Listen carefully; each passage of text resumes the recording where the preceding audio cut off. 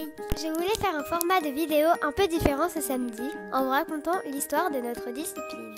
J'espère que ça vous plaira. On commence sans plus attendre. Tout d'abord, vous savez peut-être que le mot gymnastique vient du grec gymnos, qui signifie nu. En effet, la gymnastique était autrefois une discipline uniquement masculine que les hommes pratiquaient donc entièrement nus. Les athlètes de la Grèce antique s'entraînaient dans un lieu appelé gymnasion. C'est de là que vient le mot gymnase que nous utilisons aujourd'hui. Les agrès n'existent pas encore et les acrobaties s'effectuent au sol ou encore en voltige sur des animaux. Les soldats romains s'entraînent au combat en pratiquant la gym et au Moyen-Âge, les saltimbanques exécutent eux aussi des acrobaties pour divertir la foule lors des fêtes.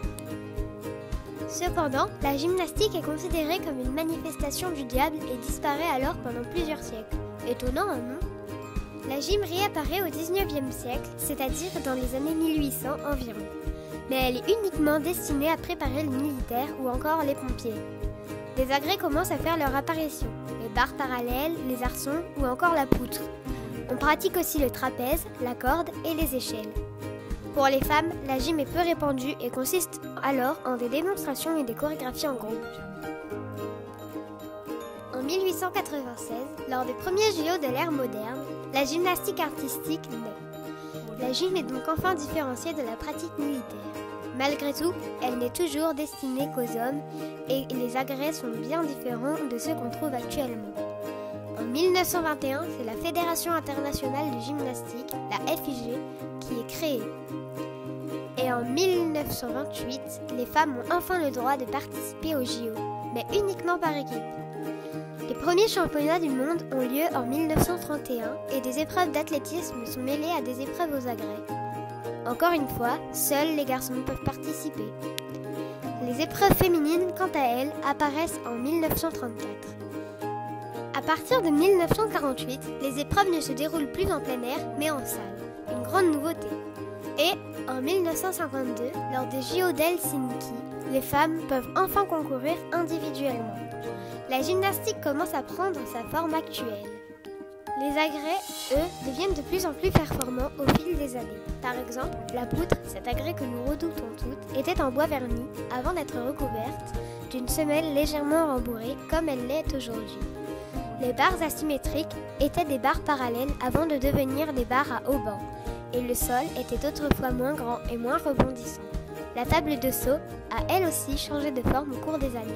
Vous voyez cette différence ? D'ailleurs, je suppose que vous ignorez qu'avant, la musique de sol était jouée au piano. Aujourd'hui, la musique enregistrée nous laisse quand même plus de choix. Le système de notation a lui aussi été modifié depuis sa création. En effet, jusqu'en 2006, les notes étaient sur 10 et il était possible, dans des cas exceptionnels, d'obtenir la note maximale comme la célèbre Nadia Comaneci. Aujourd'hui, les notes sont sur 20. Une note sur 10 pour l'exécution, à laquelle on retire les chutes, les fautes et les erreurs, et une autre note sur 10 qui correspond au degré de difficulté des éléments effectués. Au plus haut niveau mondial, les notes de départ sont comprises entre 16 et 17, 10 d'exécution et 6 ou 7 de difficulté. Il est donc impossible de reproduire l'exploit de notre petite Nadia.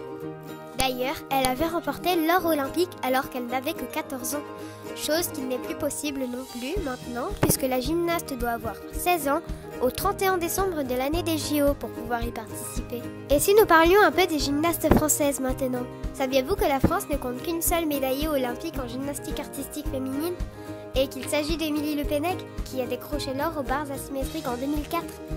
Aucune autre française n'a réussi à atteindre le podium olympique. En revanche, on compte 5 médaillés de bronze au championnat du monde parmi les gymnastes françaises. Alexandra Lemoine et Youna Dufont au saut, Isabelle Severino au bar et Ludivine Furnon et Cassie Véricel au sol. On dénombre également 5 médailles d'or au niveau européen senior, dont la plus récente est celle de Colline de Villard au saut de cheval lors des championnats d'Europe 2017 en Roumanie. Sa coéquipière, Mélanie de Jésus dos Santos, avait remporté un peu plus tôt la médaille de bronze au concours général.